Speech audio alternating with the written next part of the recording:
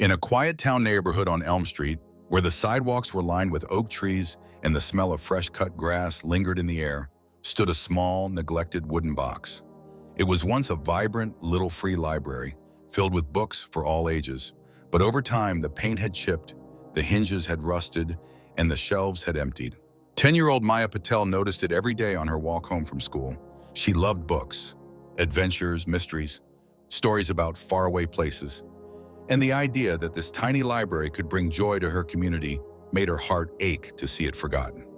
One afternoon, Maya mustered up the courage to knock on the door of the house it stood in front of. An elderly woman, Mrs. Thompson, answered with a surprised smile. "That old thing?" Mrs. Thompson chuckled when Maya asked about the library. "My husband built it years ago, but since he passed, I haven't had the heart to keep it up." Maya's eyes lit up. "Can I fix it?" Mrs. Thompson's smile softened. "I'd love that, dear." Maya started small.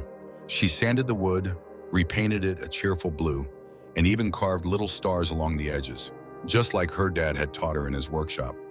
She donated some of her own books, carefully arranging them inside. But word spread quickly in their tight-knit neighborhood. Mr. Rivera, the retired carpenter next door, brought fresh wood to reinforce the shelves. Lena, Maya's best friend, designed a sign that read, "Take a book, leave a book, share the magic." Even Jamal, the shy boy from school who rarely spoke, left a stack of his favorite comics inside. One rainy afternoon, Maya found a note tucked between the books. "Thank you for bringing this little library back to life. My grandson and I read here every weekend. A grateful neighbor." Her heart swelled. Mrs. Thompson suggested a grand reopening celebration. The neighbors brought homemade cookies, lemonade, and of course, more books.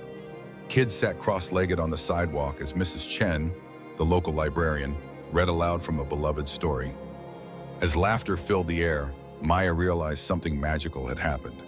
The little library wasn't just about books, it was about connection. Strangers became friends. Shy kids found stories that made them brave. And in a world that sometimes felt too busy, Elm Street had found its heart again. Years later, when Maya left for college, the little library was still thriving. New families added their favorite books. Teenagers left encouraging notes for younger kids.